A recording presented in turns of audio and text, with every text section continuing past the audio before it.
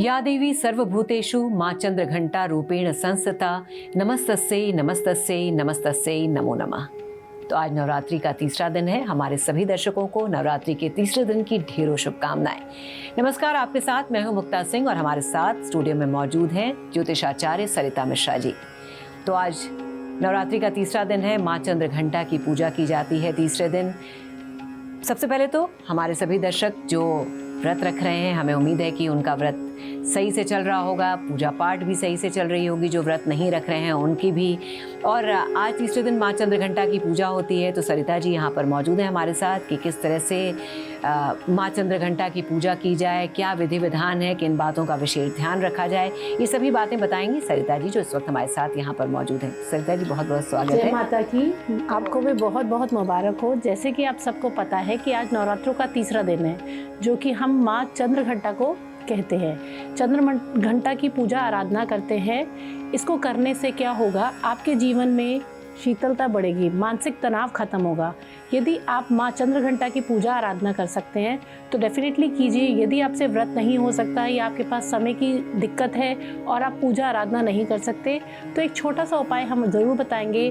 उसको करके आप माँ चंद्रघंटा की पूजा का पूर्ण रूप से आशीर्वाद प्राप्त कर पाएंगे। सरिता जी, इसके पहले कि हम उपाय पे चलें, सबसे पहले तो हमारे दर्शकों की जानकारी के लिए बताइए, क्योंकि बहुत सारे ऐसे लोग हैं, खास तौर पर नई जनरेशन, माँ चंद्रघंटा की पूजा क्यों की जाती है, माँ चंद्रघंटा के बारे में बताइए और उनकी पूजा करने से किस तरह की फल की प्राप्ति होती है। देखिए, मैं आपको बताऊंगी, माँ चंद्रमा की प्रतिमा को अगर आप ध्यान से देखेंगे तो माता के सर पर अर्धचंद्र विराजमान है, इसीलिए माँ का नाम चंद्रघंटा रखा गया है।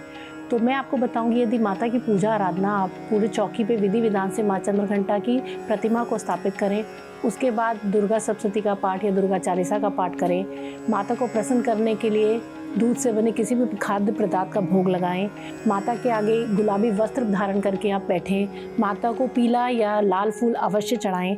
ऐसा करने से माता अवश्य प्रसन्न होगी और आपके जीवन में शांति, शीतलता, और कह लो कि अगर आप स्ट्रेस बहुत हैं, आपके जीवन में किसी भी तरीके की स्ट्रेस बढ़ रहा है, शांति नहीं मिल रही है, तो वो शांति अवश्य प्राप्त होगी। ऐसा करके माता की पूजा आराधना अवश्य करें तीसरे दिन, और माता का चंद्रघंटा माता का पूरा पूजा का विधि विधान करके माता का आशीर्वाद अवश्य प्राप्त करें। तो आपने कहा कि माता को दूध से बनी हुई चीज़ें बहुत पसंद आती हैं, तो माँ चंद्रघंटा के दिन हम उन्हें कौन सा भोग लगाएं जो उन्हें सबसे ज़्यादा पसंद आए। आप दूध से बनी खीर बना सकते हैं, दूध से बनी कोई मिठाई ला सकते हैं। यदि आप नहीं बना पा रहे तो मार्केट से खरीद लें। दूध से बना कोई भी, जैसे मिल्क केक हो सकता है, वो माता को अवश्य बहुत अति प्रिय है, इसका भोग अवश्य लगाएं। और माँ को प्रसन्न करने के लिए, माँ चंद्रघंटा को प्रसन्न करने के लिए कोई ऐसा मंत्र जो आप बताइए हमारे दर्शकों को, जो कि वो पढ़ें जिससे माता ज़्यादा प्रसन्न हो। माता का बीज मंत्र उच्चारण कर सकते हैं, ओम एम हीम क्लीम चामुंडाय विचय। इस मंत्र से भी माता अवश्य प्रसन्न होगी। कम से कम 108 बार इस जाप को अवश्य करें। ऐसा करने से माता का पूर्ण आशीर्वाद आपको अवश्य प्राप्त होगा। अच्छा, और सरिता जी, वैसे तो माँ को लाल पीला रंग बहुत पसंद है, तो फूल भी ज़्यादातर हम उसी रंग के चढ़ाते हैं, लेकिन कोई खास फूल जो माँ को पसंद हो, जो हमें अर्पण करना चाहिए। जो प्रतिमा कलर, जो उनका प्रसिद्धता कलर है, वो है गुलाबी, मतलब कि गोल्डन। यदि आपको गोल्डन मिल जाता है तो बहुत ही बढ़िया, सुनहरा रंग। यदि आपको सुनहरा नहीं मिलता है तो माँ को जो प्रसन्न करता है वो लाल फूल है। माता की कभी भी पूजा हो तो माता के लिए लाल फूल या सुनहरा कोई भी वस्त्र या सुनहरे कोई भी धातु आप माता के आगे अवश्य चढ़ाएं। यदि किसी कारणवश आप चंद्रघंटा का व्रत नहीं कर पा रहे, पूरा आराधना नहीं कर पा रहे, आपके पास समय की दिक्कत है, तो आप छोटा सा उपाय भी कर सकते हैं। जैसे माता के चरणों पे आप दीपक जलाएं, दीपक में 2 लौंग अवश्य डालें।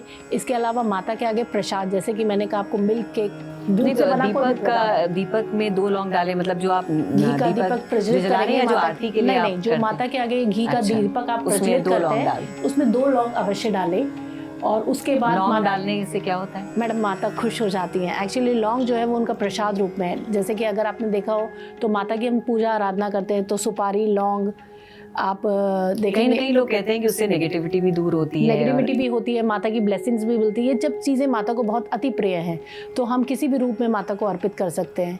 यदि हम पूजा आराधना नहीं कर पा रहे हैं, हवन नहीं कर पा रहे, तो हम चाहेंगे कि उसको हम घी के दीपक में ही डाल के माता को अर्पित कर पाएँ किसी भी रूप से।